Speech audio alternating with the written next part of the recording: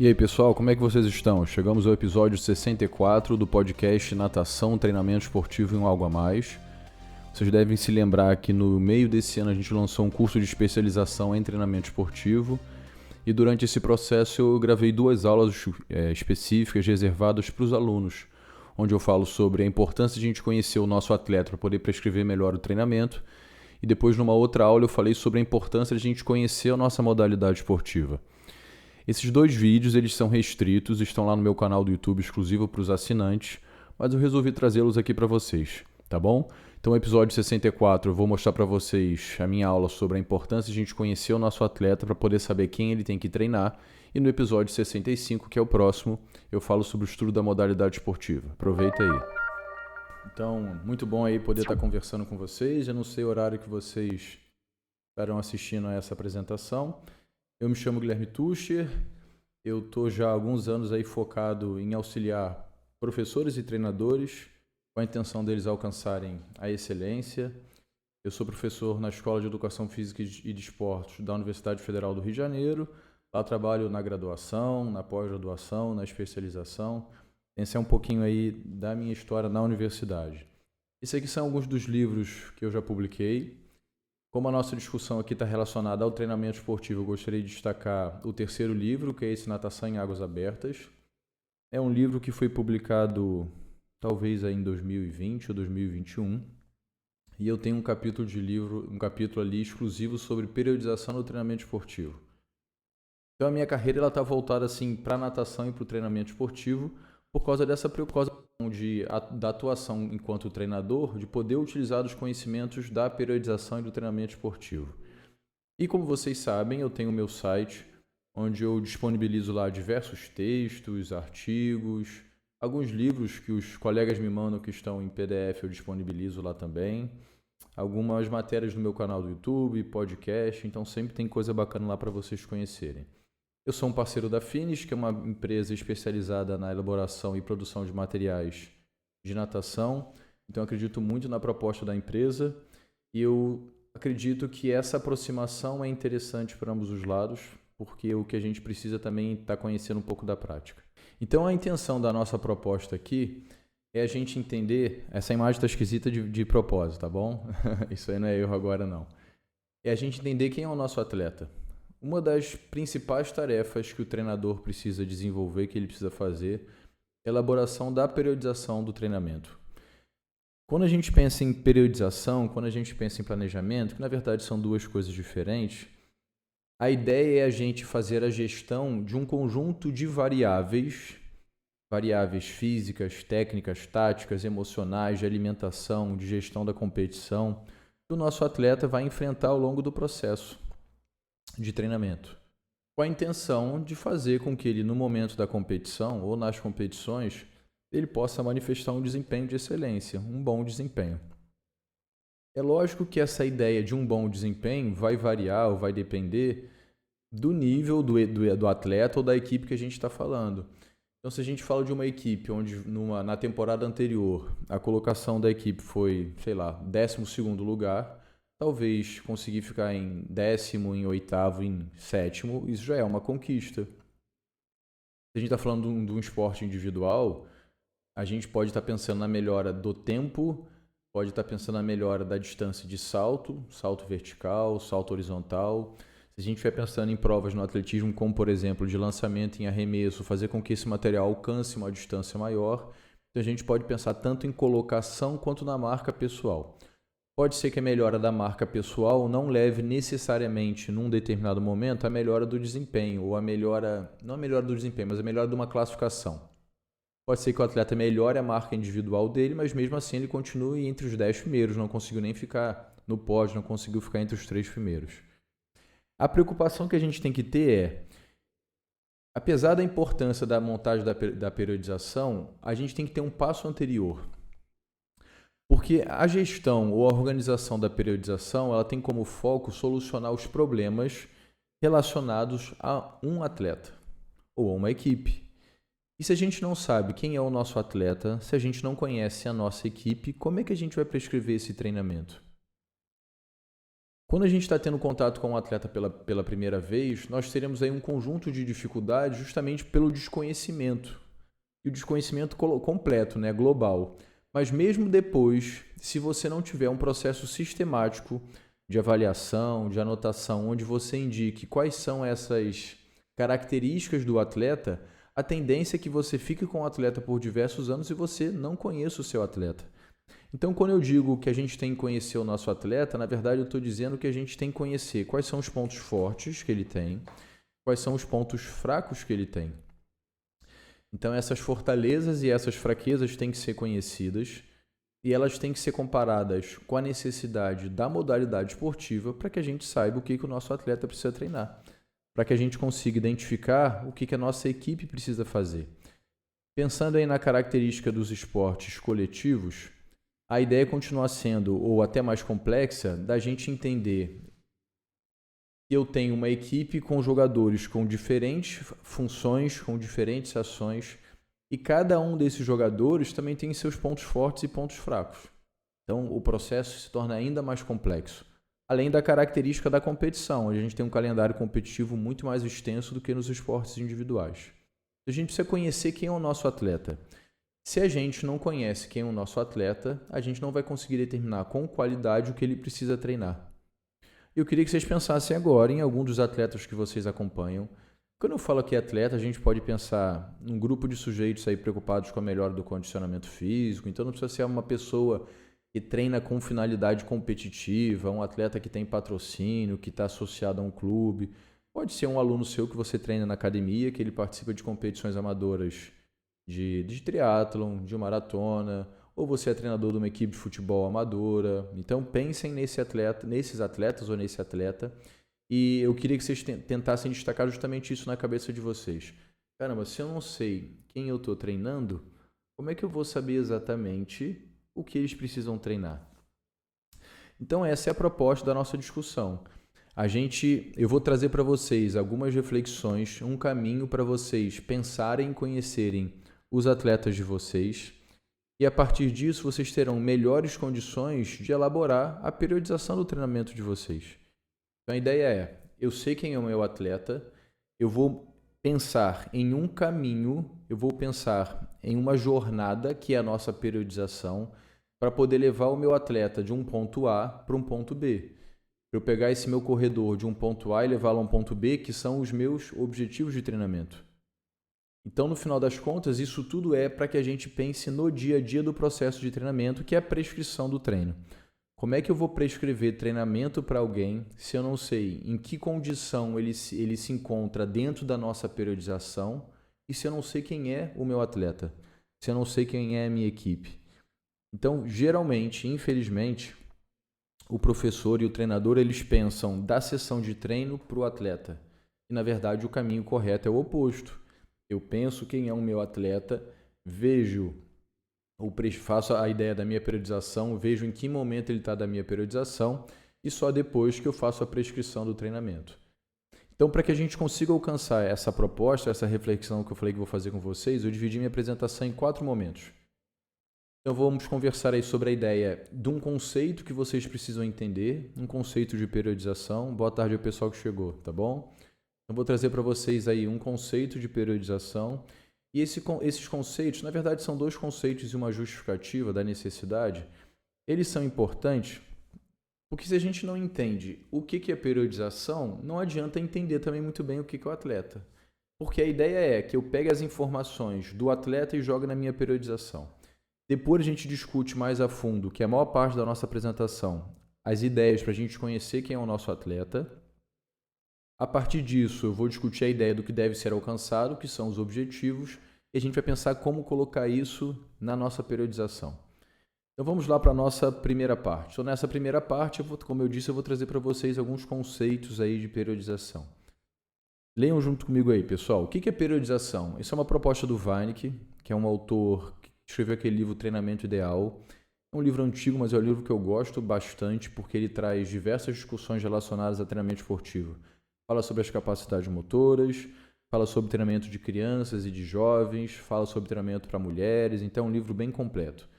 Então o conceito que ele traz de periodização é a divisão do ciclo anual em fases de aquisição, manutenção e perda da forma esportiva em um processo que se repete continuamente.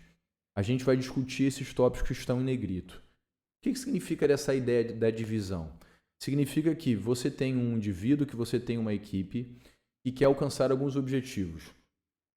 Esses objetivos, como eu disse, são motores, físicos, técnicos, emocionais, de modificação da composição corporal, né? Porque isso é importante para o desempenho esportivo. A gente pode pensar em desempenho também como melhora da colocação, a aquisição ou a conquista de algum índice, de algum tempo, de alguma distância, de alguma altura, porque a gente está falando de todas as provas aqui. Para que a gente consiga gerenciar esse tempo de treinamento, vamos trazer um tempo hipotético aqui de 6 meses, eu preciso dividir esses 6 meses em etapas menores. Porque isso torna o processo de gestão do treinamento muito mais fácil, muito mais palpável. Só que a grande questão é, essa divisão não é de qualquer jeito. Essa divisão ela já é pré-estabelecida em fases.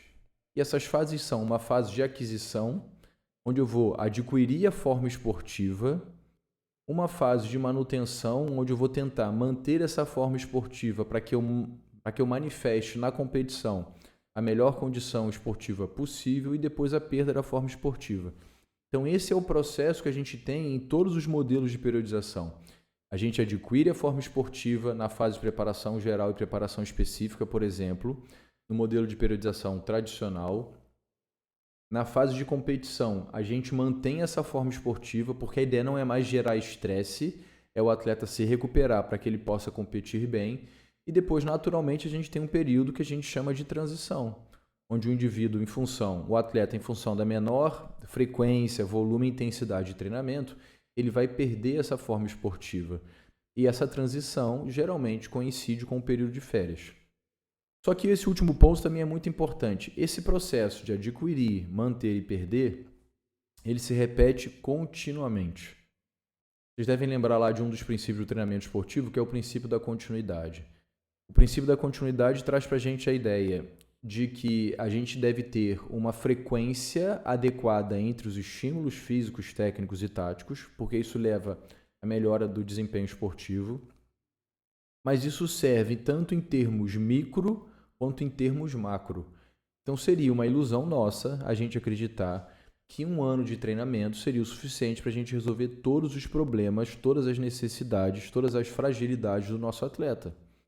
A gente precisa de tempo de treinamento. É lógico que, geralmente, nos primeiros anos de treinamento, a melhora do desempenho ela é absurda. Por quê? Porque o indivíduo era tão ruim, ele era tão destreinado, qualquer coisa que ele faça vai fazer com que o desempenho dele melhore muito.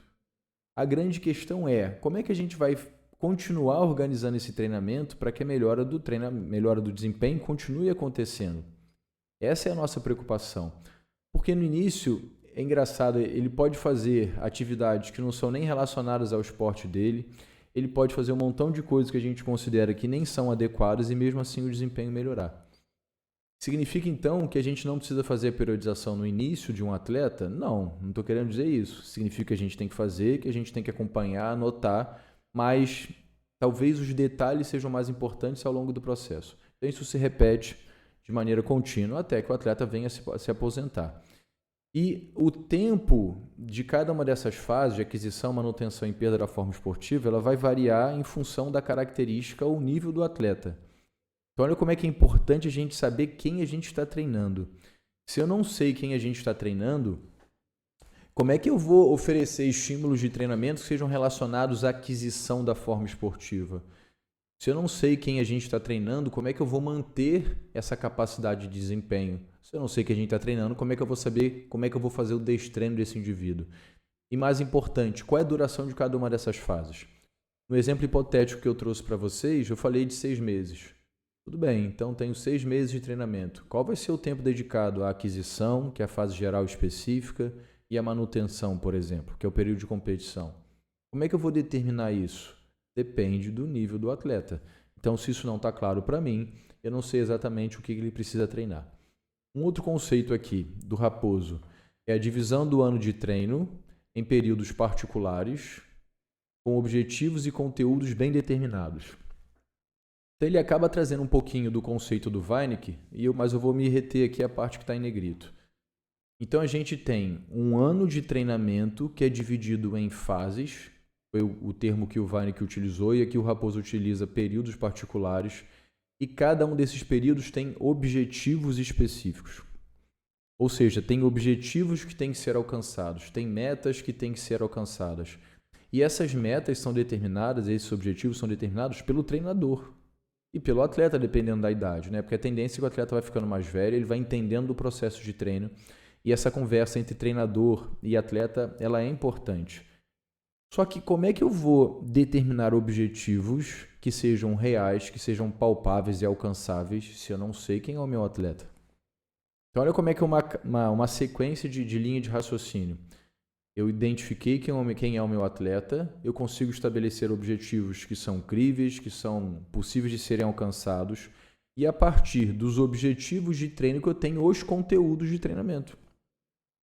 Então a importância que eu vou dar, por exemplo, aos conteúdos aeróbicos, anaeróbicos, a técnica e as diversas condições de técnica, de tática, tudo isso depende de quem é o meu atleta e depende do objetivo que foi indicado e depende também da fase de treinamento. Então olha como é que são dois conceitos e eu estou mostrando para vocês que para que a gente consiga atender às exigências da periodização, a gente tem que começar da ideia de entender quem é o nosso atleta. E aqui é a proposta que eu disse para vocês do porquê. Isso aqui é um conceito que eu fiz alguns anos atrás, eu tinha isso anotado, eu não sei o ano, por isso que tem a interrogação. Mas a proposta, né, é indicar da periodização, é indicar o caminho que o atleta deve percorrer para alcançar os objetivos previamente determinados, respeitando os pressupostos do modelo de periodização e atendendo às particularidades do atleta. Então, eu estou destacando o que tem de diferente dos outros conceitos, né? Então, o que é a periodização? É um caminho. É como se você fosse fazer uma viagem e você tem lá de onde você está saindo, o local que você quer chegar e você tem uma rota. O GPS traça para você uma rota. Pode ser que no meio do caminho da sua viagem aconteça alguma coisa, tenha um acidente e você tenha que fazer a mudança da rota que estava previamente estabelecida. Mas isso não significa necessariamente que os seus objetivos com a viagem se modificaram. Você ainda quer chegar no mesmo lugar. Você ainda tem um horário para poder chegar, você pode dormir em algum lugar no meio do caminho. Isso não precisa necessariamente mudar. Por que eu estou trazendo essa discussão, pessoal? Deixa eu mudar de tela aqui. Não, essa aqui. Por que eu estou trazendo essa discussão? Porque eu tive um amigo e ele sabe que eu estudo muito a ideia da periodização e uma vez ele falou assim comigo: Guilherme, muito bom, muito bacana essa ideia da periodização, mas pensa no seguinte, e se o meu atleta passar mal no meio do caminho? Ele teve uma gripe, ficou 2 dias mal, como é que eu vou continuar com a minha periodização? Sabe aquela ideia da virtude da ignorância? É mais ou menos o exemplo que eu trouxe para vocês. Não é porque, é lógico, se o atleta teve algum tipo de lesão muito grave, ele teve que ficar 1 mês sem treinar, isso vai comprometer mais a sua periodização. Mas o processo normal de ter as dificuldades, de ficou doente, não conseguiu treinar aquele dia, né? Porque a gente está falando de atletas de diferentes níveis.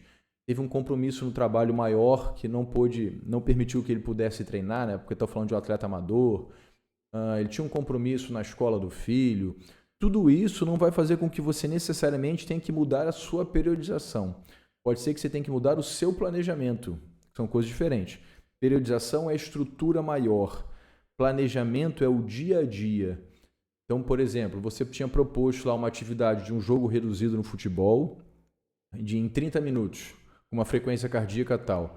E por acaso você teve que mudar algumas coisas nessa sessão de treino, porque teve um jogo antes, né? Você percebeu que os atletas estão cansados. Você não mudou a sua periodização, você mudou só o seu planejamento. Legal? Então a periodização ela continua sendo importante. E atendendo às particularidades do atleta, que é justamente o que a gente está discutindo aqui. O seu treino não é para ninguém, não é para uma pessoa que não existe, o seu treino é para uma pessoa que existe. O seu treino é para uma pessoa que é real, que tem ali algumas potencialidades e algumas fraquezas. Tá certo? Deixa eu voltar aqui. E como eu disse anteriormente também, esses objetivos eles são previamente determinados.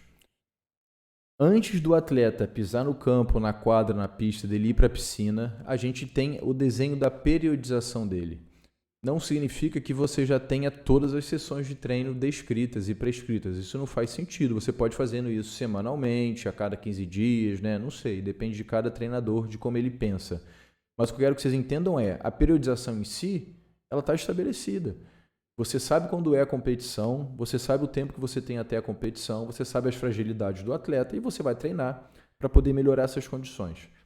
Então a ideia aqui era a gente entender esses conceitos. Eu trouxe 2 conceitos da literatura, um do Vanek e um do Raposo, e trouxe uma contribuição minha para a gente poder discutir. No final aí eu vou ter um tempinho para a gente conversar, anotem as perguntas de vocês, vai ser muito bom, tá?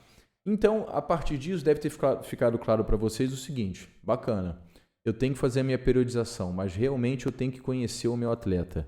E a pergunta mais uma vez é, quem é o meu atleta?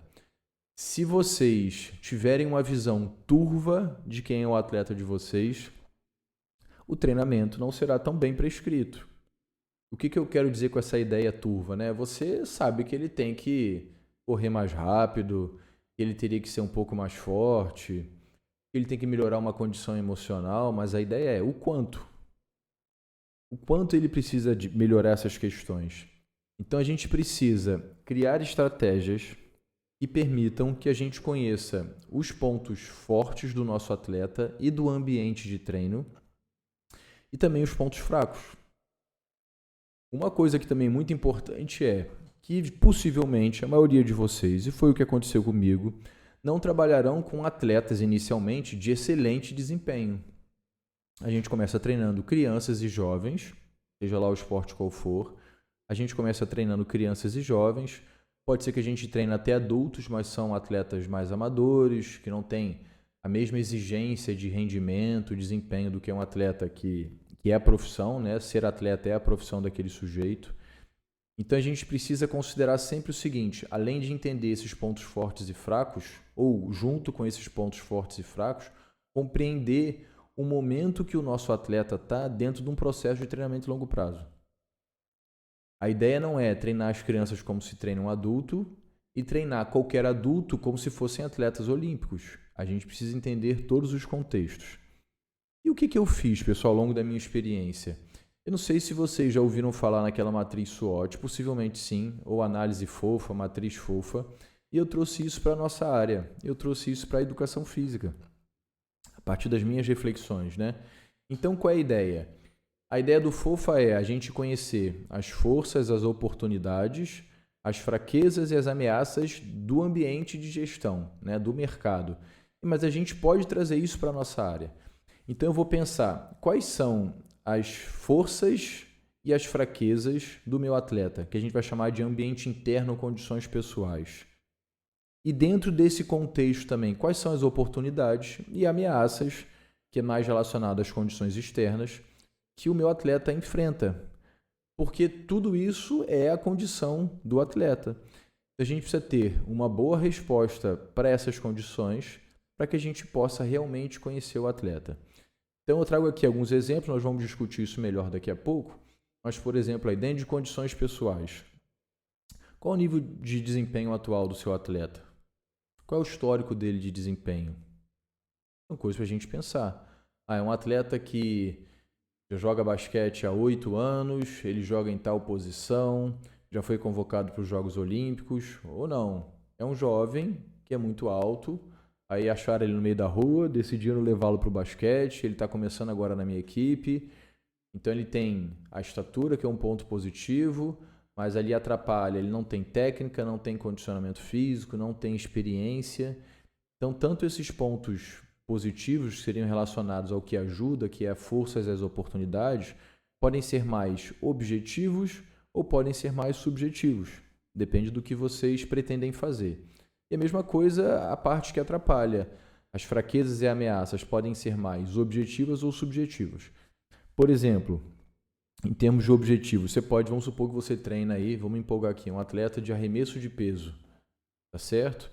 E a fraqueza dele pode ser um desempenho que é ruim para a categoria dele, para o nível que ele deveria estar, para a idade, para o tempo que ele tem de treinamento, vamos supor que seja um adulto. Então, para as condições dele, arremessar 6 metros, estou inventando uma distância qualquer aqui, arremessar o peso em 6 metros é uma fraqueza. Por outro lado, vamos supor lá, força de membros inferiores, potência de membros inferiores, que é importante para o arremesso de peso. Isso pode ser uma fortaleza, pode ser uma força. Então a ideia é que a gente conheça esses pormenores para que a gente saiba o que o nosso atleta precisa treinar. Se a gente for pensar nessas condições externas, eu vou pensar no clube, na instituição, na instalação esportiva que ele utiliza. Eu vou pensar a distância que ele mora ou que ele estuda para o centro de treinamento. Se ele trabalha, a mesma coisa, qual o tempo que ele tem que dedicar para o trabalho, o tempo que ele pode dedicar para o treinamento. Existem algumas modalidades, como o polo aquático, e os atletas às vezes até recebem salário do clube e eles treinam 6, 7 vezes na semana, mas essa não é a profissão deles. Geralmente os atletas de polo aquático treinam no final do dia, lá por volta de 6, 7 horas da tarde, da noite, depois que eles já foram para o trabalho, depois que estudaram. Mas eles treinam, participam de competições internacionais, participam de pan-americanos, mas é uma realidade da modalidade. Isso possivelmente não vai acontecer dependendo do clube, com o vôlei, com o basquete, se a gente está falando de um grande clube. Então tudo isso vai fazer com que eu entenda quem é o meu atleta, a condição que ele se encontra e o que eu posso ou não fazer. Não adianta pensar no treino mais mirabolante e melhor do mundo se aquilo não for adequado para o nível do meu atleta. Deixa eu trazer um exemplo pessoal para vocês aqui. Quando eu treinava, quando eu competi e fazia natação, eu treinava num clube e o treinador foi mandado embora. Depois que esse treinador foi mandado embora, eu tinha aí por volta de 14, 15 anos, não colocaram nenhum treinador no lugar dele. Um amigo meu falou assim, poxa, eu descobri um outro clube que a gente pode treinar. Eu moro em Itaperuna, né, no interior do estado. Naquela época, tinham 2 equipes só aqui. E ele falou assim comigo, pô, eu conheço um outro professor, Diogo, ele pode dar treino pra gente. Eu falei, bacana, vamos lá ver qual é. Nas 2 condições das 2 piscinas, né, a água era fria, então isso era ruim nas 2 condições. Eu estou pensando aqui em ambiente externo, né? O que seria um problema para mim, uma ameaça? Não, talvez até uma fraqueza, porque era uma condição pessoal. Eu estava muito habituado a estar naquele clube, com aquelas pessoas, dentro daquela condição. Então, para o meu temperamento, essa mudança de clube, para mim, por si só, já era uma barreira. Conhecer pessoas, ou na verdade ter contato com pessoas que eu não tinha muita intimidade, isso para mim era ruim. E onde eu quero chegar com isso? Nada disso foi levado em consideração por esse treinador. Nada disso. Eu me lembro que meu aquecimento, quando eu treinava, né, nos treinos, o aquecimento era ali por volta de, sei lá, 400 a 600 metros. E o primeiro dia que eu fui treinar com esse outro treinador, ele falou assim comigo, beleza, pessoal, vamos lá, aquecimento, 1.500. Eu falei, caramba, eu treinava, meu aquecimento era de 500, agora meu aquecimento é de 1.500. Ele, hora nenhuma, perguntou onde que eu treinava, o que eu estava acostumado a fazer. Não teve essa preocupação. E isso foi ruim para mim, porque me desmotivou. Vou dar um outro exemplo para vocês aqui. Quando eu fui treinador de natação, eu treinava um rapaz aqui na minha cidade. Teve uma época que eu falei para ele assim, poxa, Hugo, ele estava treinando sozinho. Era muito bom ele treinar sozinho em termos de atender a essas necessidades, dele treinar o que ele precisa. Então esse é um ponto positivo. Eu já tinha ali 16 anos mais ou menos, isso para ele era positivo. Mas eu sentia que faltava para ele justamente a ideia de estar com uma equipe maior, onde um forçasse o outro, né? Um incentivasse o outro. Ele já conhecia, na época ele treinava pelo Botafogo. Desculpa, ele competia pelo Botafogo. Então ele já conhecia alguns atletas, porque a gente treinava aqui e ele viajava para as competições com esses atletas, ele já conhecia, tinha uma intimidade. E eu falei, pô, Hugo, por que você não muda para o Rio e vai treinar lá direto no Botafogo, no Morisco? Ele, não sei o que, conversou com os pais tinham um apartamento em Niterói, e ele, pô, beleza, vou morar em Niterói, vou fazer o meu ensino médio lá e vou continuar treinando lá. Beleza. Ele não concordou muito com a ideia, ele queria continuar treinando aqui comigo, mas além dessa característica de treinamento que eu achei que seria interessante para ele, eu estava na época do meu doutorado, eu não conseguia mais acompanhar todas as sessões de treino, eu fazia o treino e dividia o acompanhamento com outro colega. Beleza, então ele mudou para Niterói, começou a treinar no Botafogo e não ficou 1 ano no Botafogo. Por diversos motivos. Um dos motivos, dor no ombro. Outro motivo, lá ele passou a ser só mais um dentro de uma equipe com 30 atletas. Aqui, quando a gente tinha equipe muito cheia, equipe de natação competitiva, tinham 15 atletas. E ele era o mais novo quando a gente começou. A galera que foi ficando mais velha foi entrando para a faculdade, para a universidade, foi mudando de cidade, foi saindo do treinamento, porque o nosso clube aqui era pequeno. E ele, então, foi o que sobrou. E era o atleta que teve o melhor desempenho dentro daquela equipe. E, infelizmente, então, toda essa mudança emocional, mudança de contexto, para ele foi horrível. E por mais que a gente treinasse bastante aqui, de maneira adequada, eu sempre me preocupei, quando fazia a periodização, com essa progressão da carga de treinamento, que é o princípio da sobrecarga. E quando ele passou a treinar com esse outro treinador, essa não era uma preocupação. Infelizmente, era porrada em todo mundo, quem sobreviver continua, quem não sobreviver, tchau. É uma realidade da maioria dos esportes individuais no Brasil, não só da natação. Então, eu trouxe um exemplo para vocês aqui. Eu vou trazer agora a proposta de outros conteúdos que a gente pode se preocupar quando a gente for conhecer o nosso atleta. Então, a gente pode tentar levantar questões relacionadas à parte emocional, à saúde de uma maneira geral, e nós veremos aqui os pormenores daqui a pouco, tá bom? A experiência competitiva, a experiência de treino, tanto o específico quanto os treinos gerais, o desempenho atual, o histórico de desempenho, como esse atleta, pensar na parte emocional, se sente nos diferentes níveis de competição, um estadual, um nacional, um campeonato brasileiro, e ali no finalzinho, que são outros, qualquer informação que você possa ter e contribua com a gestão do seu treinamento. Vamos ver cada um deles aí. Por exemplo, então, a parte emocional. Existe um ditado muito forte que tem um cara que é leão de treino, mas na competição ele é um gatinho. Vocês já ouviram falar dessa expressão? Então seria uma coisa para a gente conhecer. Poxa, quem é o meu atleta no treino? Ele treina bem? Ele treina mal? Como é que ele transfere isso para um ambiente de competição? Ele se sente inseguro? Como é que ele reage nos diferentes tipos de competições? Como é que ele reage numa competição onde ele sabe que ele possivelmente vai conseguir medalha? Como é que ele reage numa competição onde possivelmente ele sabe que não vai conseguir medalha? Então isso é importante. Se a gente for pensar em treinamento também, como a gente viu, a periodização é dividida em diversas fases, em diferentes fases. Vamos pegar o modelo de periodização tradicional, que é o que geralmente é o mais conhecido. A gente tem lá a fase de preparação geral, fase de preparação específica e de competição. Cada uma dessas fases, como a gente viu, tem objetivos diferentes. E cada uma dessas fases também terão conteúdos de treino diferentes. Então, a intenção e o conteúdo de treino da fase de preparação geral não é o mesmo da fase de preparação específica.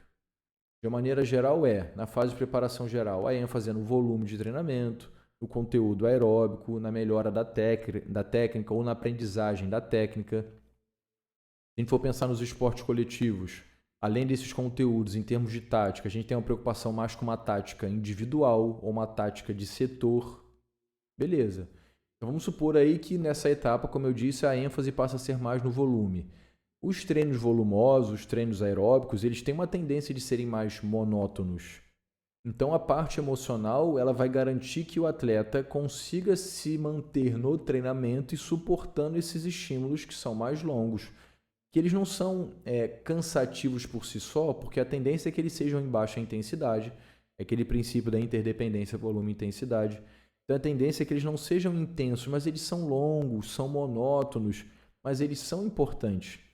Então, que características emocionais precisam ser desenvolvidas na fase de preparação geral, por exemplo, para que o atleta suporte o treinamento? Outra coisa ali, em termos de motivação, de criação de metas, poxa, eu estou no primeiro dia de treinamento, sei lá, minha competição mais importante é no segundo semestre, daqui a 10 meses. Como o atleta cria metas de curto, médio e longo prazo para poder se manter no esporte motivado, querendo participar das sessões de treinamento? Como que a gente pode, inclusive o treinador, contribuir para poder ajudar o atleta a estabelecer essas metas? Então, olha quantas coisas são importantes. Se eu for pensar na fase de preparação específica, a mesma ideia. Na fase de preparação específica, a tendência é que a gente dê mais importância às atividades mais intensas. Em termos de esportes coletivos, a gente passa a dar mais importância à tática coletiva, né? À equipe como um todo. Então, a gente muda, né, em termos de tática, de uma preocupação que era individual, onde você dá atenção a cada um dos atletas, depois a tática de alguns setores, onde eu combino 2 ou 3 atletas numa ação que eles têm que fazer, de ataque ou de defesa, e depois eu tenho a minha equipe como um todo. Então olha como é que só essa modificação de preocupação da tática pode fazer com que tenha mais ou menos relação ou relação interpessoal entre os atletas. Então esses estresses maiores em função de erro de ataque ou de defesa, podem acontecer muito mais próximos da fase específica, porque você está mais preocupado com o grupo. Então, que condições emocionais o psicólogo, lógico, não a gente pode ter uma noção, mas que condições emocionais o psicólogo tem que desenvolver na fase de preparação específica para que esse relacionamento interpessoal continue positivo, apesar da cobrança que possa existir entre eles. Porque no esporte coletivo, o desempenho de um depende do desempenho de todos. E tudo isso é importante, mas a gente também tem que levar em consideração o temperamento do atleta. Tem atleta que ele é mais apático, tem atleta que é mais ligado, tem atleta que vai sentir mais essas mudanças ou essa responsabilidade, tem atleta que não se importa. Eu tive nessa mesma situação lá que eu fui treinar num outro lugar. Teve uma vez que esse treinador deu um esporro nesse meu amigo que me convidou a ir para lá. Cara, um temperamento completamente diferente do meu. O treinador deu o maior esporro nele e depois veio falar comigo aí. Pô, isso que é treinador? Eu falei, por que, Alessandro? Pô, olha o esporro que ele me deu. Tava meio desligado, agora eu tô ligadão, que não sei o que. Me deu até uns tapas na cara. Eu falei, cara, você tá maluco, ué? O treinador faz isso comigo, eu vou embora. Não existe. Eu tô falando aqui de 1998, 1997, era outro contexto. Esse treinador nem era professor de educação física. A regulamentação da nossa profissão só vem em 98. Mas só para vocês entenderem a diferença de temperamento dos atletas, o meu e o dele, e como a gente reagia de maneira diferente a esses tipos de estímulo. Ele achava bacana essa ideia do treinador ser mais durão, ser mais agressivo, de xingar todo mundo. Eu já achava meio isso esquisito, tá? Então tudo isso, pessoal, vai variar, mais uma vez, que é o nosso tópico, em função da característica do atleta e da época da periodização que a gente se encontra. Outro tópico muito importante está relacionado à saúde. Não adianta a gente querer ou estar preocupado em melhorar a condição esportiva se a condição de saúde geral do atleta não está ok. A gente pode pensar em que época da periodização que a gente pode fazer alguns testes mais relacionados à saúde geral para que a gente consiga entender, poxa, eu consigo seguir a minha temporada com qualidade. Geralmente esse histórico, essa condição de saúde geral é avaliada lá no início da temporada. Então antes mesmo da temporada começar, os nossos atletas fazem exames de médico, exames de saúde, exame de sangue, para a gente ver como é que está a condição geral de saúde desse atleta. E depois, ao longo da periodização, durante a periodização, a gente faz muito mais um monitoramento, um acompanhamento dessa condição. Também seria muito importante, ainda mais se você não tem contato, é um contato recente com o atleta, que você conhecesse o histórico de lesão, onde ele sente dor, se ele já fez cirurgia, quanto tempo foi essa cirurgia, como é que foi a recuperação, como é que ele lida com isso, se tem algum movimento, alguma condição onde ele sente dor, ele sente desconforto. Como é que você vai prescrever um treino para uma pessoa, ainda mais um treino mais intenso, onde naquele movimento, naquela situação de ataque, de contra-ataque, de mudança de direção, o atleta sente dor? Não tem jeito. Ele não sente dor, mas ele tem um comprometimento, ele não consegue responder tão rapidamente a uma situação, por exemplo, de tomada de decisão. Então você tem que saber que essa peça do seu time tem uma característica e por causa disso o jogo tem que ser adaptado. Não tem jeito nenhum. Outra coisa que a gente vai ter que ter preocupação, como é que é a alimentação dessa pessoa? Ele faz as alimentações que são adequadas? Como é que está o nível de hidratação desse atleta? Eu lembro que uma vez eu estava num congresso, aí estava assistindo uma palestra e o palestrante lá, que era um treinador de corrida, estava falando de um jovem de 14 ou 15 anos, tinha conseguido índice para uma competição internacional e ele estava espantado porque era um cara que trabalhava na parte da manhã, treinava na parte da tarde e à noite fazia ensino médio. Alguma coisa assim, né? Fazia final do ensino fundamental e ensino médio. E o cara não comia direito, e o cara não bebia água direito. E falou assim, caramba, eu não estou me preocupando com o básico. Estou me preocupando em organizar lá a fase geral, fase específica, o quanto que ele descansa, o quanto que não sei o que é lá, quantos tiros ele tem que fazer. Mas eu não estou me preocupando com a condição da saúde do indivíduo. Se a nossa alimentação não está adequada, a composição corporal vai ficar inadequada, a nossa condição emocional vai ficar também inadequada. Então a gente tem que ter essa preocupação. Como é que está a alimentação do sujeito? Inclusive a recuperação. A recuperação entre uma sessão e outra depende da qualidade da nossa alimentação, da hidratação. Em algumas modalidades esportivas, isso pode ser mais evidente no dia a dia, ou em alguns níveis de desempenho isso pode ser mais evidente, mas tem que ser uma preocupação nossa. E o bacana é, quando a gente entende os objetivos das fases, geral e específico de competição, você vai entender que, por exemplo, a correção de um quadro de alimentação inadequada ou de hidratação inadequada tem que acontecer principalmente na fase de preparação geral. Na fase de preparação específica já tem que estar tudo ok. Então eu melhoro a composição corporal, eu ajusto a composição corporal em função de uma alimentação inadequada ou porque esse atleta acabou de voltar das férias na fase de preparação geral. E não pensar a saúde de maneira abstrata, né? Lembrar que a saúde ela é física, é mental, ela é social, e a gente pode ter essas diversas propostas de avaliação. Pode ser que seja um atleta que você não perceba nenhum tipo de limitação física na saúde dele, todos os exames de sangue estão super bem, mas é uma pessoa que, sei lá, teve síndrome de pânico ou não consegue se relacionar direito com as outras pessoas, tem essa dificuldade de relacionamento, isso pode trazer algumas outras complicações. A gente deveria tentar diagnosticar isso tudo no início para que a gente possa depois garantir que o treino seja de qualidade. Outro tópico que eu considero muito importante, porque essa construção é minha, isso não tem na literatura, é que a gente pense na experiência do nosso atleta. A experiência na modalidade que ele treina, que a gente conduz, experiência inclusive em outras modalidades. Talvez aqui no Brasil não seja muito comum que os nossos atletas tenham uma experiência multiesportiva. Infelizmente, o que a gente vê é que os atletas, talvez bem cedo, eles façam lá 2 ou 3 esportes, mas muito mal. Mas assim que ele se identifica com uma modalidade esportiva, ele ainda tem 10 anos, é a tendência que ele faça aquele esporte até o final da vida, ou até ele abandonar o esporte. Em termos de construção do atleta, em termos de treinamento esportivo a longo prazo, essa não é a ideia. A especialização no esporte, a especialização dentro de uma condição dentro do esporte, deveria acontecer ali depois de mais ou menos 14, 15 ou 16 anos.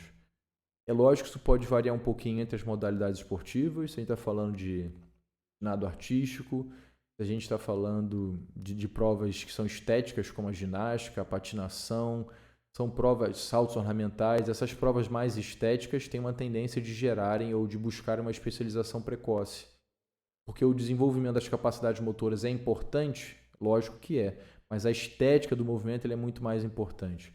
Diferente dos esportes, onde o condicionamento físico, o desenvolvimento das capacidades motoras, ele é mais determinante.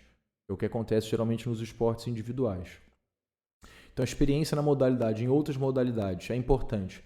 Até para que, por exemplo, vamos supor que você treine um atleta jovem e na fase de preparação geral, que a literatura defende que isso aconteça, você possa, talvez, no início, oferecer estímulos em outros esportes. E na fase de transição também. Então, você poderia pensar, poxa, eu vou buscar, talvez, somente na fase de preparação geral, um esporte que o meu atleta já conheça para que ele não venha se machucar. Tá? O que eu fazia aqui, por exemplo, quando eu já tinha equipe de natação competitiva, eles eram atletas, treinavam, eram federados. Na fase de preparação geral, lá nas primeiras semanas, né, eles tinham tido lá 4 ou 6 semanas de férias, a gente fazia caminhada, a gente andava de bicicleta, a gente ia para a piscina também, mas nas primeiras semanas a gente fazia essas outras atividades, jogava atividades de esportes coletivos na quadra, então tudo isso é muito importante. Outra coisa que a gente tem que se atentar em relação ao treinamento de força. Eu acho que é notório para todo mundo a importância da força muscular no desempenho esportivo. O desafio ainda é saber o quanto de transferência a gente tem ou não para a modalidade esportiva, mas a força é importante em termos de prevenção de lesões, no controle da composição corporal, é importante para o desempenho em si. Mas a grande questão é, que experiência que esse atleta tem com o treinamento de força? Por que eu falo isso? Porque às vezes a gente tem um atleta que ele é experiente na modalidade dele, sei lá, no caso desse exemplo, o tênis, ele é um bom atleta, tem experiência no tênis, mas ele nunca treinou força muscular voltada para o esporte. É diferente de você ir para a academia e treinar força voltada para a hipertrofia, voltada para a estética. É um treinamento de força? É. Mas o treinamento de força, quando a gente pensa no esporte, ele está muito mais voltado inicialmente para o aumento da força muscular e depois para uma transformação ou uma conversão dessa força para potência. Então, se o atleta, por exemplo, nunca treinou força máxima e nunca treinou potência, só treinava com cargas submáximas, você tem que começar devagar com essa pessoa. Não tem jeito, senão um treinamento de força pode fazer com que ele se machuque. Então ele é muito experiente no esporte dele, mas tem pouca experiência com o treinamento de força. Então ele vai andar mais rápido com o esporte dele e como se fosse talvez um iniciante com o treinamento da força muscular. Tem um autor que eu gosto bastante, que é o Bompa, que ele tem um livro específico só sobre periodização do treinamento da força, não sei se vocês conhecem. É um livro com a capa azul. Eu acho que tem uma mulher correndo. Eu acho que o nome do livro é Treinamento Esportivo. É um nome de livro até falso, tá? Porque o livro é só sobre treinamento de força. Tem treinamento, mas não é treinamento esportivo do jeito tradicional que a gente conhece. É um livro sobre treinamento de força. Então ele traz pra gente a ideia de que eu estou falando de atletas que são inexperientes no treinamento da força muscular, eu vou dedicar um tempo maior a uma fase que ele chama de adaptação anatômica, onde a gente vai oferecer atividade de treinamento de força por meio de circuito, com cargas submáximas, para a pessoa aprender a técnica, para que ao longo das outras temporadas, ao longo do processo de treinamento, ele venha treinar realmente força máxima. Eu estou pensando em crianças e jovens, eu posso fazer atividade de treinamento de força dentro dessa etapa de adaptação anatômica, utilizando a própria massa corporal. Atividades de salto, atividades com a própria massa corporal, agachamento, flexão, puxada, uma barra. Então a gente não precisa ter necessariamente medicine ball, a gente não precisa ter necessariamente uma sala de musculação. Tá? Se tiver, bacana, mas não é obrigatório, não é determinante para se treinar força, ainda mais se eu estou falando de jovens. E é importante que você saiba o quanto tempo ele já treina. Então é um cara que está treinando, ele já treinou, sei lá, que acontece muito. Quando ele era jovem, ele jogava futebol, fazia lá o futebol dele 3, 4 vezes na semana, e depois parou por causa de trabalho, por causa de faculdade, e agora resolveu para fazer a meia maratona do Rio. A gente precisa treinar esse cara para isso. Então, apesar dele ter tido uma experiência quando era novo, ficou 8 anos sem treinar, então é a primeira temporada dele. Não, ele voltou, já tem 3 anos que ele está treinando por conta própria, agora resolveu contratar um professor, um treinador para poder acompanhá-lo. Então, uma outra realidade, e a gente precisa saber isso. Se eu estiver falando de um esporte coletivo, seria importante que a gente conhecesse as particularidades do atleta em termos de experiência, mas você pode também saber em que equipes que ele jogou. Se as equipes são de melhor desempenho, são de pior desempenho, sei lá, se é da Série A, se é da Série B. Isso tudo também é um indicativo da experiência, não só em treino, mas também em competição. O próximo tópico está relacionado ao desempenho. A gente pensa muito o desempenho em termos de ganhar títulos, de ganhar medalha, de ganhar troféu. Isso é uma forma lógica de desempenho, mas dependendo do esporte, isso não é o mais importante. Por quê? Você pode ganhar medalha e não ter índice para nada. Vamos pensar nos esportes individuais. Via de regra, você precisa de um índice para poder conseguir participar de competições mais fortes, de competições que sejam mais importantes. Aí você ficou em primeiro lugar na competição, imagina, né? Ganhou medalha de ouro, foi o atleta mais importante da competição, mas não conseguiu índice para nada. Do que te resolve, do que adianta? A gente tem que ter em mente que o desempenho ele pode ser a melhora de desempenho, pode ser a classificação daquela equipe entre os 10 primeiros, entre os 5 primeiros, pode ser ficar entre os 3 primeiros para poder conseguir participar de uma competição mais importante. Então essa ideia de desempenho pode variar bastante, isso tem que ser levado em consideração. Por isso que a gente pode ter medidas tanto objetivas quanto subjetivas. Você pode pensar o desempenho mais em termos atuais, recentes, como ele está agora, como ele esteve na última temporada, por exemplo, e você pode pensar do histórico dele. Por que essa ideia do histórico da evolução, pessoal? Porque você pode ter um desenho, isso talvez seja mais característico dos esportes individuais, mas só para você entender. Você tinha lá uma evolução, uma melhora do desempenho desse atleta e de repente você percebe que ele começou a piorar. Então você pode começar a pensar, poxa, o que será que aconteceu aqui para que esse desempenho que estava sempre melhorando ele começasse a piorar? Será que houve algum problema emocional, algum problema na família, algum problema financeiro? Mesma coisa um atleta dentro do esporte coletivo. Ele tinha lá o desempenho dele de excelência, era convocado para as competições mais importantes, pode ser competições representando a seleção brasileira, por exemplo, em qualquer esporte coletivo, e de repente isso mudou, ele já não é mais selecionado, o desempenho dele caiu, ele está indo para uma equipe que é considerada de pior desempenho. O que aconteceu exatamente com ele para que isso acontecesse? Olha quantas variáveis a gente deveria tentar conhecer e controlar para que a gente tenha um treinamento de melhor qualidade. Você pode pensar também em testes. Então você pode fazer testes que a gente chama de testes físicos ou testes que a gente chama de testes gerais. O que seriam os testes gerais? Os testes gerais de desempenho físico podem estar relacionados à condição de saúde que a gente falou anteriormente. Por quê? Em algumas modalidades, por exemplo, o consumo de oxigênio ele não é determinante para o desempenho, ele não é utilizado para prescrição de treino, mas ele é uma condição geral de saúde. Tá? Então você pode ter esses testes que são gerais. São testes que não estão diretamente relacionados com o desempenho esportivo. E você pode ter testes específicos. São os testes relacionados ao evento competitivo em si. Por exemplo, vamos pegar o futebol. O fato de você propor um teste de velocidade onde ele corra lá 20 metros, isso é um teste geral. Isso não é um teste específico. Porque no teste específico ele deveria, que é a condição de jogo, tem que tomar decisão, deveria estar em posse de uma bola, ele tem que saber o que ele vai fazer a partir de uma necessidade momentânea que aparece. Isso é um teste específico. O mais difícil dos testes, na verdade, não é fazer a condução dos testes, é depois a gente avaliar os testes. Então, lembra lá na graduação que a gente discute a diferença entre testar e avaliar? Testar é fazer o procedimento em si. É a gente saber o quanto que ele vai correr, o quanto que ele vai descansar, o quanto que ele vai nadar. Isso é o teste. O que é avaliação? É a gente dar uma importância àquele valor que a gente obteve. Então, tudo bem, no teste lá de 20 metros, ele fez isso em tantos segundos. Os outros atletas fizeram em tanto. Isso é bom ou ruim? Isso é bom para ele, isso é ruim para ele, isso é bom para a época da temporada. Se a gente está numa fase de preparação geral, que a gente não treina ainda a velocidade. Eu estou avaliando a velocidade, mas o foco não é na velocidade. Isso é bom, isso é ruim? Então, na verdade, o mais difícil não é nem testar. O mais difícil é avaliar. O que eu vejo muitas vezes nos clubes? A gente tem lá os preparadores físicos, dependendo do clube, o treinador faz isso tudo, porque a equipe é pequena. Ele é treinador, preparador físico, psicólogo, psiquiatra, é o cara que faz a inscrição na competição. Mas a grande questão é, às vezes ele até faz alguns testes, mas ele não avalia o desempenho. Por quê? Porque isso requer tempo. É tempo para poder chegar em casa, ficar pensando o que aquilo significa, para você prescrever um treino melhor. Também seria importante que nós tivéssemos testes que fossem técnicos, inclusive testes táticos. E existe isso tudo na literatura. Se a gente não fizer essas avaliações, a gente não vai saber como é que o nosso atleta se encontra.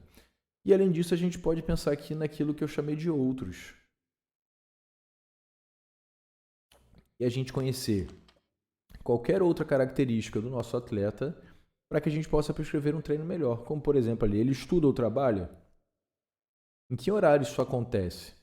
O que eu já ouvi de treinador na natação sugerindo que o atleta pare de estudar para poder se dedicar ao treino não está no gibi. E isso é completamente inadequado.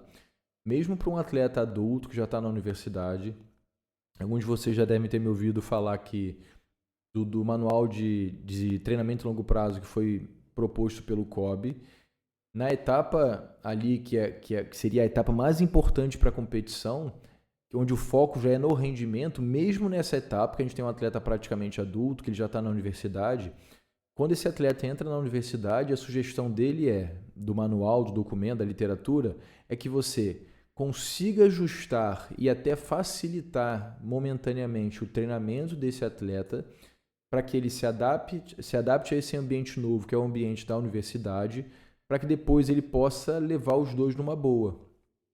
Se a cobrança do treinamento continuar muito intensa e ele estiver completamente perdido por causa desse ambiente da universidade, os horários são diferentes, as condições são diferentes, pode ser que ele não saiba lidar com a condição do treino, aí ele pensa assim, poxa, eu tenho um bom desempenho no meu esporte, mas não tenho garantia de ganhar dinheiro, se eu vou conseguir sobreviver com esse esporte.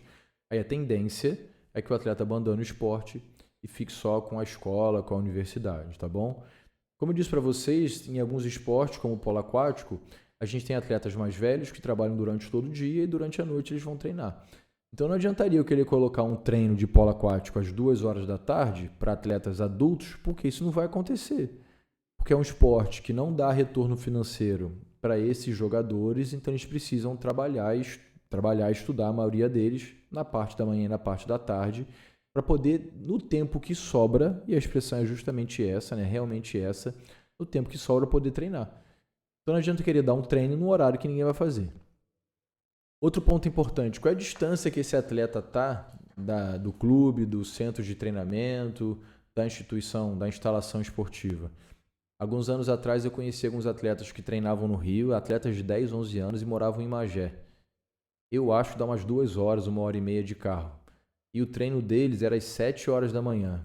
Imagina, crianças de 9, 10, 11 anos acordando 5 horas da manhã todos os dias ou até antes para poder ir para o clube treinar. Eu lembro que eu conversei com alguns deles, eles falavam o seguinte: às vezes eu tomo café dentro do carro, porque acordei um pouquinho mais tarde. Ou eu acordo, tomo café e vou dormindo dentro do carro. E eu fico pensando, né, até quando atletas dessa idade conseguiriam lidar com essa situação? Esse é outro problema que a gente tem no Brasil, né? A gente tem alguns clubes de referência que estão nos grandes centros, mas seria interessante que nós tivéssemos clubes de formação nas cidades menores, no interior, e talvez esses atletas depois fossem direcionados para os grandes centros. No futebol a gente tem a ideia das peneiras, né, onde esses atletas do interior vão para os grandes centros à procura de oportunidade, mas no momento específico, né? Nos outros esportes é mais coletivo, mais difícil, né? Mais difícil da gente encontrar. Então, se ele estuda ou se trabalha, a distância que ele está do ambiente do local de treinamento, imagina, ter que pegar 2 horas de ônibus da casa para a escola, para o trabalho, depois mais 2 horas, 1h30 de ônibus para o local de treinamento. No final do dia, o cara está morto e não é por causa do treino, é por causa de todo o contexto da vida dele. Esse cara tem patrocínio ou não para poder pagar a inscrição para a competição, para poder pagar treinamento, para poder pagar nutricionista, porque às vezes o clube não oferece isso. Como é que é o apoio da família? Dependendo do esporte, dependendo da condição da família, a família apoia. Dependendo do esporte, da condição da família, a família não apoia. E o apoio da família no início ele é determinante para que o indivíduo, para que o atleta continue fazendo esporte. Pode ser que a família apoie o atleta. Vamos pensar no futebol novamente. Pode ser que a família apoie o atleta porque via no atleta uma possibilidade, né, nesse membro da família, uma possibilidade de aumento da renda da família, mas às vezes o atleta ele já tem uma cobrança do treinador, tem uma cobrança do esporte em si, e agora passa a ter uma outra cobrança, que é a cobrança da família. Não, você não pode parar de treinar, você tem que treinar mais, você tem que se dedicar, porque todo mundo coloca as fichas naquela pessoa. Então era um jovem, por exemplo, que ia para o campo, para a aula de futebol, né, para a escolinha de futebol, para poder se divertir. De repente ele se vê numa condição onde ele recebe um salário do clube e ele passa a sustentar a família dele. Mas ele só tem 14 anos de idade. Então como é que a gente lida com essas situações? Outros tópicos importantes aí, sono, como é que é a qualidade do sono, o tempo de sono. Se a pessoa dorme mal, possivelmente ele vai acordar mal, vai estudar mal e vai treinar mal. Então a gente está falando de atletas onde isso é muito importante. A qualidade da alimentação novamente. Essa alimentação e a qualidade dela vai variar de acordo com a época de treinamento. Lá na fase de preparação geral, a importância é maior no volume, significa que eu vou estar fazendo atividades mais aeróbicas. Então, que tipo de alimentação seria mais adequada dentro desse contexto? Estou pensando na fase de preparação específica, a tendência é que eu faça mais atividades, o meu atleta, né? Faça atividades mais intensas, onde possivelmente há maior utilização de glicogênio muscular. Opa, que tipo de alimentação ou que quantidade de alimentação eu preciso para poder garantir a continuidade do treinamento. Outro ponto muito importante é a intenção competitiva. É bacana que às vezes eu vejo atletas amadores de triatlon e de natação em águas abertas e eles falam assim, não, que eu participei da competição, que eu fiz isso, que eu fiz aquilo outro. Aí, beleza, mas qual foi sua colocação? Centésimo, trigésimo. Pô, isso não é... Tudo bem, você é atleta, você treina, mas, pô, uma coisa, pessoal, dentro da ideia do esporte amador é você treinar para poder participar de uma competição. Outra coisa é você treinar para poder ganhar uma competição. Vamos pensar também nos esportes coletivos. O cara pode jogar futebol 2 ou 3 vezes na semana, mas ele não tem obrigação nenhuma ali. Ele te procurou para poder fazer um treinamento funcional para ele na academia, ele quer melhorar o desempenho dele, mas se ele não fizer gol aquele dia, não tem problema, ele não vai ficar sem comer, a família dele não vai chorar. Então, cada condição, cada ambiente é uma realidade diferente. E a disponibilidade para treinamento. É um atleta que pode treinar 3 vezes na semana, 4, e vamos pegar o último tópico aí, que é a etapa do treinamento em longo prazo. É um atleta que ele até poderia treinar todos os dias, mas ele só tem 10 anos de idade. Faz sentido que esse atleta de 10 anos de idade treine todos os dias? Em termos de literatura, seria importante que ele tivesse experiência em outros esportes, em outras atividades não esportivas, fazer aula de violão, de piano, fazer aula de inglês, fazer aula de teatro, seja lá o que for, aula de balé, de judô. Para esses atletas mais novos isso é importante. É importante que a criança tenha tempo para poder brincar. Então, dependendo do momento que essa criança se encontra, que esse indivíduo se encontra dentro do processo de treinamento a longo prazo, naturalmente a exigência ou a frequência de treino vai ser maior ou menor, e isso é importante que seja considerado. Então, olha quanta coisa a gente deveria analisar, que a gente deveria pensar sobre quem é o nosso atleta. Alguns desses procedimentos a gente consegue testes na literatura, e não tem como eu trazer esses testes aqui, porque a gente está falando de treinamento esportivo, estou falando de todos os esportes. Então, a ideia é que vocês pensem isso para a realidade de vocês. Eu trabalho com rugby, sei lá, vamos empolgar aqui. Trabalho com atletas amadores de natação em águas abertas. Eu trabalho com a ginástica olímpica, artística, então vocês têm que considerar isso. Existem testes, como eu estava dizendo, que são mais precisos, a gente acha na literatura. Outros testes seria interessante que um psicólogo fizesse, que um nutricionista, mas o grande desafio é reunir isso tudo, pegar a nossa matriz e fazer a nossa análise. Então, dentro das condições pessoais, que é parte interna, quais são as forças e as fraquezas para aquele indivíduo? Porque tudo que tiver como força eu vou tentar manter. Tudo que tiver como fraqueza eu vou tentar melhorar, porque se eu não melhorar essa fraqueza, a condição aeróbica está ruim, tem problema técnico. Se eu não consigo melhorar esses tópicos, como é que ele vai melhorar o desempenho? Também nas condições externas. Eu não tenho, no meu caso, por exemplo, quando comecei a dar treino, a gente treinava numa piscina que era fria, que não tinha aquecimento. Então, o que acontecia? Quando chegava próximo da época do inverno, era horrível de treinar. Na verdade, era impossível, né? E naquela época, o que acontecia? Eu já tinha uma periodização que era semestral, a gente tinha uma periodização, né? uma temporada ali, uma fase mais ou menos de fevereiro, março até julho, agosto, você tinha uma temporada, tinha uma fase, um macrociclo, depois começava outra em agosto e até mais ou menos dezembro. Aí quando chegava ali junho, julho e agosto, onde a gente tinha que treinar mais velocidade, tinha que treinar mais intenso, que era a fase específica, os atletas não conseguiam treinar. Porque para você fazer os tiros de velocidade, para você treinar a velocidade, obrigatoriamente você tem que descansar mais. É diferente de um treino aeróbico. Treino aeróbico, a tendência é que ele tenha uma intensidade leve a moderada e você vai fazer os estímulos mais contínuos ou até mesmo intervalados. Se eu penso em treinos de velocidade, não. O atleta precisa descansar. Mas como é que você descansa dentro de uma água de 17 graus? Não é confortável. Isso atrapalhava muito o desempenho deles e isso eu tinha que considerar naquela época, senão não ia fazer um treino que fosse real. Depois, então, a ideia era, poxa, eu preciso buscar um local onde as instalações sejam melhores, porque isso vai me ajudar, vai contribuir com a melhora do desempenho esportivo. E a gente foi para uma piscina que era aquecida. Aí melhorou bastante. E mesmo quando estava no inverno mais rigoroso, quando chovia, a gente conseguia dar treino. Então, tem uma proposta aqui para vocês analisarem, dessa análise da FOFA, ou da matriz SWOT, em termos de um esporte de águas abertas, né? Da natação em águas abertas. E eu queria que vocês pensassem isso para a realidade de vocês. Eu queria que vocês levassem em consideração esse exemplo e pensando no esporte que vocês têm mais contato. Então, exemplos ali, na parte de condições pessoais. Confiança para competir. Tem um cara que se sente confiante, ele é saudável, tem experiência em piscina, que eu fiz na época para natação em águas abertas. Ele tem experiência em piscina, se sente motivado para treino, motivado para competição, tem índice brasileiro e está entre os 5 primeiros na categoria dele. Então, são pontos positivos. São exemplos, eu poderia listar muito mais aqui. Poderia ter testes físicos, testes motores, indicar aqui se tem coisa positiva ou negativa. Em termos de fraquezas dessa condição do meu atleta, ele tem baixa experiência em águas abertas. Então, um cara que é bom em piscina, ele tem experiência, ele tem um bom desempenho, mas ele tem pouca experiência em águas abertas. Isso acontece muito entre o futsal e o futebol de campo, tá bom?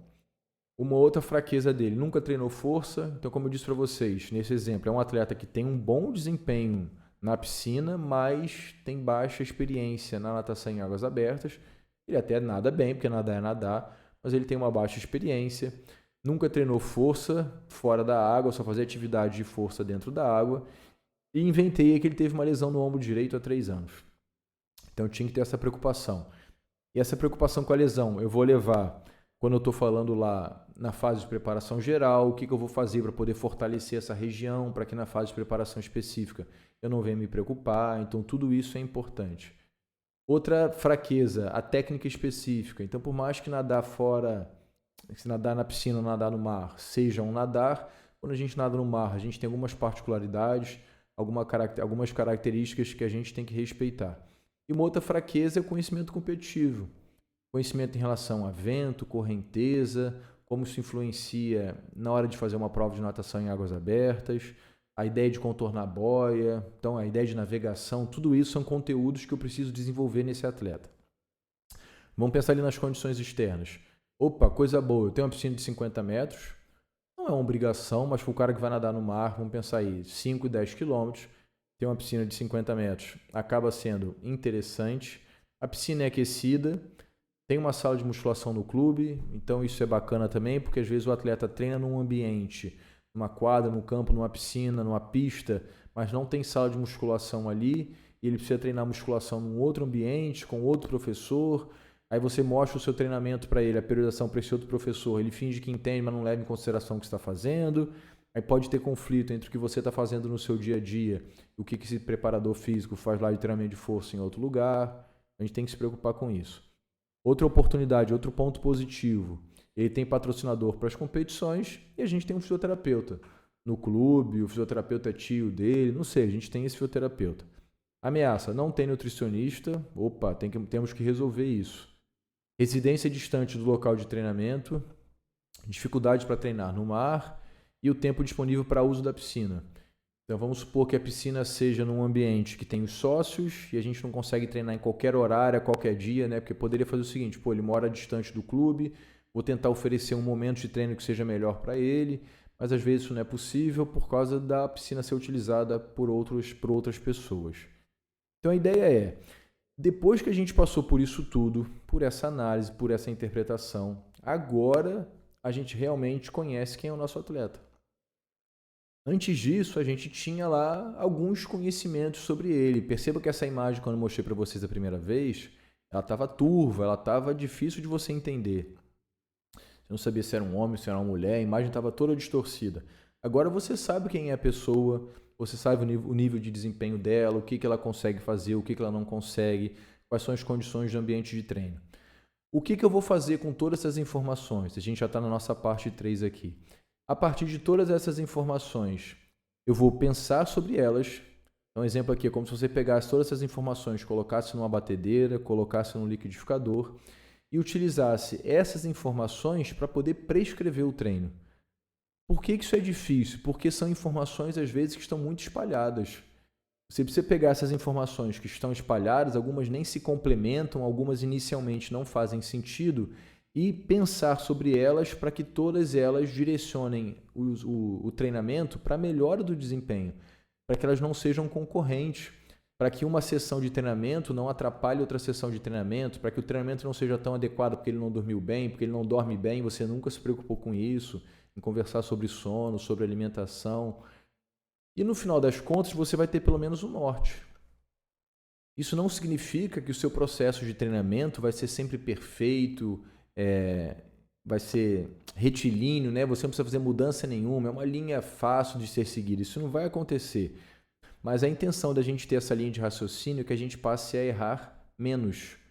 Então a gente agora tem um norte, fica mais fácil a gente pensar nos nossos objetivos gerais, nos nossos objetivos específicos. O que são os objetivos gerais e específicos? O objetivo geral é aquele que você quer que seu atleta alcance no final da periodização. Como eu disse para vocês, a gente tem lá 6 meses de treinamento, 10 meses, 12 meses da primeira temporada. E depois você tem a segunda, a terceira. Então você tem um processo de aquisição a longo prazo. Então, para essa temporada, o que eu quero que meu atleta consiga manifestar? Essa seria a pergunta. O que eu quero que meu atleta, que minha equipe consiga manifestar no final do processo, no final lá da periodização, no final do macrociclo? Esse é o seu objetivo geral. Só que entenda que esse objetivo está muito distante de você. Então, o que você vai pensar agora? O que eu tenho que fazer no meu dia a dia para que eu alcance esse objetivo? Então, a gente tem a ideia agora aqui dos objetivos que são os objetivos específicos. Os objetivos específicos, o geral, geralmente é 1 ou no máximo 2. E os objetivos específicos são múltiplos. Você pode ter quantos objetivos específicos você quiser. E geralmente também os objetivos específicos eles são mais palpáveis, eles são mais mensuráveis. Você consegue saber se está alcançando esses objetivos ou não. O objetivo geral, você pode só falar assim, a melhora do desempenho. Tudo bem, isso é um objetivo geral, mas talvez você consiga ser mais preciso, tenha mais qualidade em pensar o seu objetivo geral para você realmente saber onde você quer chegar. Então, objetivos específicos, eu posso ter quantos eu quiser. Alguns podem ser mais subjetivos, outros podem ser mais objetivos. A gente pode pensar em termos físicos, técnicos, táticos, em termos motores. A gente pode pensar em termos de parte emocional, em termos de alimentação. A gente pode pensar em isso tudo. A ideia é eu saber exatamente quais são os meus objetivos. Por quê? Aquilo que eu falei lá para vocês no início. Se eu sei quais são os meus objetivos, fica mais fácil de eu determinar quais são os meus conteúdos de treino. O que eu tenho que treinar. Legal? Então a gente vai ter um desenho que é parecido com esse aqui. Então essa é uma sequência, é uma linha de raciocínio que a gente pode chegar, que a gente pode ter. Então, primeira coisa que eu tenho que fazer, eu vou fazer uma avaliação do estado de desempenho de treinamento do meu atleta. É tudo que a gente falou aí para trás. Então, desempenho e treinamento, parte física, técnica, tática, emocional, de alimentação, se ele mora perto ou distante do clube, qual a experiência que ele tem, qual é o desempenho que ele tem anteriormente, há quanto tempo ele treina, se ele tem patrocínio, se ele não tem. Tudo isso é avaliar essa condição de treinamento e de desempenho de competição. Depois eu faço um tópico que eu chamei aqui de análise esportiva. O que vai acontecer? Eu sei agora quem é o meu atleta, mas eu preciso pensar quais são as exigências, quais são as necessidades da minha modalidade esportiva. Se eu também não sei o que eu preciso manifestar ou desenvolver em termos do esporte, eu posso saber quais são as realidades do meu atleta, as necessidades dele, mas eu vou direcioná-lo para onde?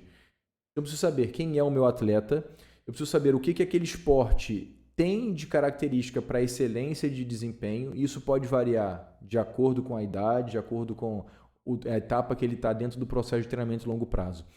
E é inclusive sobre isso que a gente vai discutir no dia 17 de agosto. Eu tenho outro encontro com vocês assim no dia 17 de agosto para a gente falar sobre a análise da modalidade esportiva. Legal.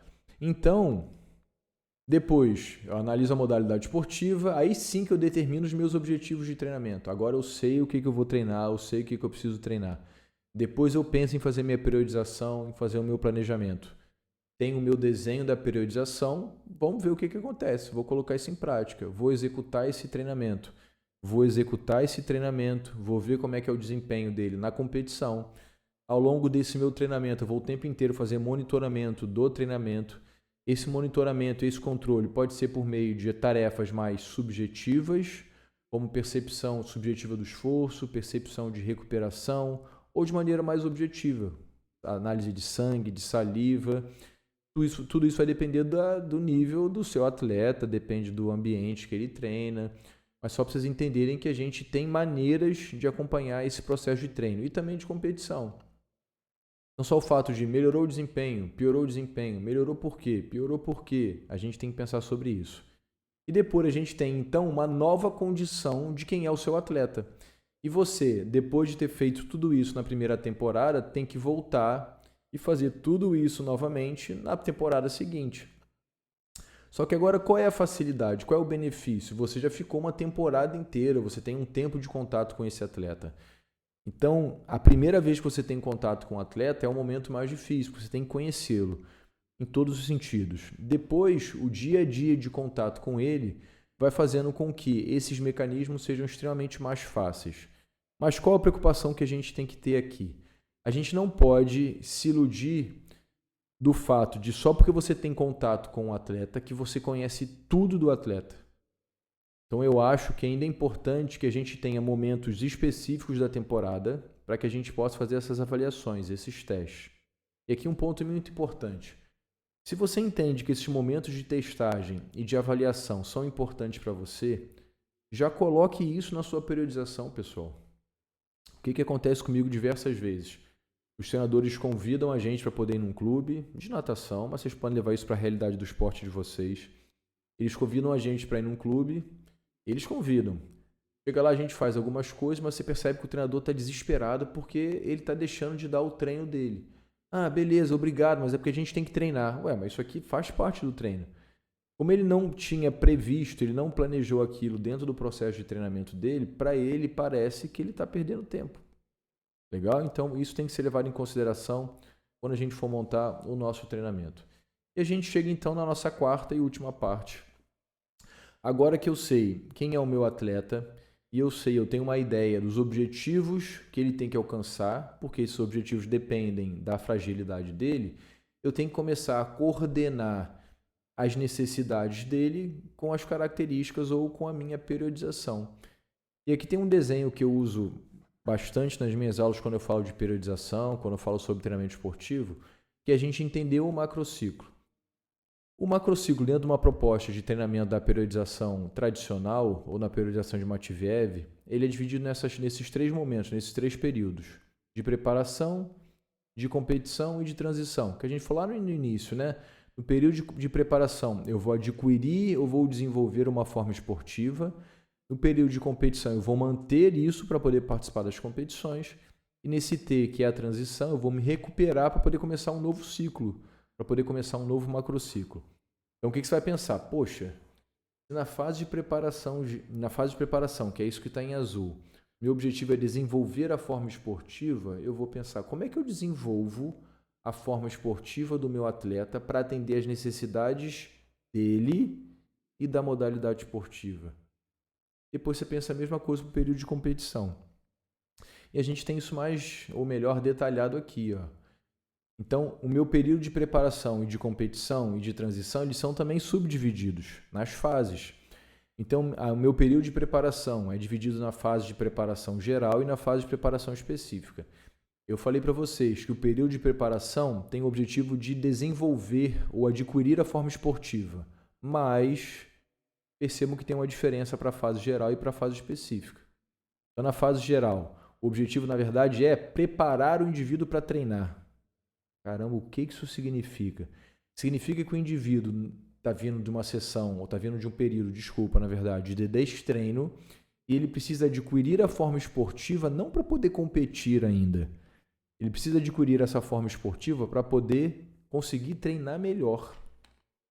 Por quê, pessoal? Quando é que a gente treina de verdade, vamos dizer assim? Pensa aí.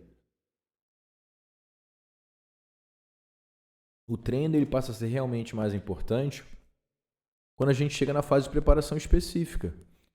Porque na fase geral eu estou garantindo a base para poder treinar bem o que é específico, que é o princípio da especificidade. Porque o que faz com que a melhora do desempenho realmente aconteça são os estímulos específicos. É lógico, como eu disse para vocês lá no início, se o indivíduo ele é muito destreinado, seja o esporte que for, qualquer tipo de estímulo vai fazer com que ele melhore o desempenho. Então, mesmo o indivíduo só está fazendo estímulos que a gente chama de gerais, mais ênfase no volume, menos ênfase na intensidade, ele vai melhorar muito o desempenho dele, mas porque ele era ruim.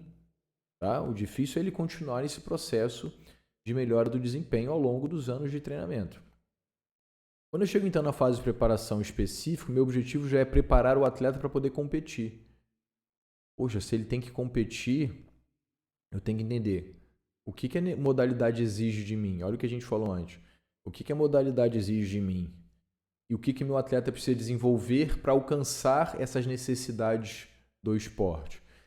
Depois, no período de competição, a gente divide geralmente numa fase de recuperação, que a gente chama de pré-competitivo. Depois a gente tem um competitivo. Então percebam que eu acredito que agora faz muito mais sentido para vocês. A gente está tendo uma ideia geral ainda, mas faz muito mais sentido para vocês o que vocês vão oferecer de treino em cada uma dessas fases, em cada um desses períodos, a partir da visão e do conhecimento que agora você tem do seu atleta. Poxa, Guilherme, você pode estar pensando aí, já entendi a ideia, mas olha só, exatamente o que eu faço na fase de preparação geral? Aí eu vou trazer um recorte aqui para vocês só da fase de preparação geral mesmo, não vou trazer da fase de preparação específica. Então, quais são as características da fase de preparação geral? Alto volume, Intensidade baixa e moderada, porque na verdade a gente tem um aeróbico que é baixo, de baixa intensidade, um aeróbico de média intensidade. Tem baixa especificidade, então você pode treinar a própria modalidade, pode treinar outras modalidades que deem essa capacidade de melhora do condicionamento físico. Isso tudo acontece na fase de preparação geral. Em termos de recuperação, como os estímulos não são máximos, você tem uma recuperação que ela é adequada para o indivíduo continuar conseguindo treinar, mas não precisa ser uma recuperação completa. Essa recuperação completa ela vai acabar acontecendo mais para frente. Então você tem momentos com cargas de média, moderada, com momentos de recuperação. Em termos de técnica, melhora da coordenação, elevado volume. A ideia é que você ofereça aqui exercícios que corrijam a técnica ou que ensinem a técnica. Aí depende do nível de atleta que a gente está falando. A ideia também é que você crie variações de movimentos quando a gente pensa em movimento, principalmente para os mais jovens. Você já falando de atletas mais velhos, isso aqui já não faz muito sentido. Eu estou pensando em esportes coletivos aqui, eu vou resolver problemas individuais para que depois, lá na frente, eu resolva os problemas coletivos, o que é o que a gente quer no final das contas. E tem a sugestão aqui também para a parte da nutrição e também da psicologia. Então, olha só, quando você tiver o seu desenho da sua periodização, você não vai listar só os conteúdos físicos, técnicos e táticos, quando tem competição, aonde é essa competição. Você tem que ter essa preocupação com a nutrição também, com a psicologia. Pô, Guilherme, mas eu não sou nutricionista, eu não sou psicólogo, por que eu vou me preocupar com isso? Porque tudo isso influencia no desempenho do atleta. Olha um dos tópicos que eu tinha dito para vocês ali, ó, estabelecimento de metas para a prática. Imagina o cara o seguinte, por que eu saio da minha casa, pego 2 horas de ônibus, pego o maior engarrafamento para poder chegar aqui, ficar correndo, pedalando, nadando, arremessando, saltando, seja lá o que for. Por que eu faço isso? Então a gente precisa de estratégias que criem essa meta na cabeça do nosso atleta, independentemente do nível dele. Senão ele não vai treinar com qualidade. Ou ele vai ficar empurrando o treinar de verdade para quando estiver próximo da competição, que é muito comum mesmo com atletas mais velhos. Eles fazem uma fase de preparação geral meia boca e começam a se dedicar realmente quando está mais próximo da competição. Só que como a gente viu, qual é o problema? A fase de preparação geral ela é a base para você treinar forte. Ela é a base para a condição específica. Se ela não for bem desenvolvida, você não consegue treinar o específico depois tão bem. Para a gente poder encerrar, pessoal, e eu poder tirar as dúvidas de vocês, a gente poder conversar, eu gostaria de encerrar da seguinte maneira. Quando a gente for prescrever o treino para alguém, em qualquer lugar, independentemente do nível de desempenho desse sujeito, desse indivíduo, a gente precisa realmente conhecer esse indivíduo.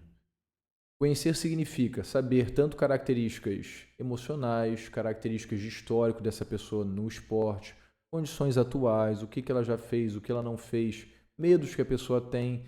Eu conheci uma vez um atleta que ele passava pela seguinte situação, ele tinha pavor de viajar de avião e para ele toda vez que tinha uma competição distante era o estresse da viagem.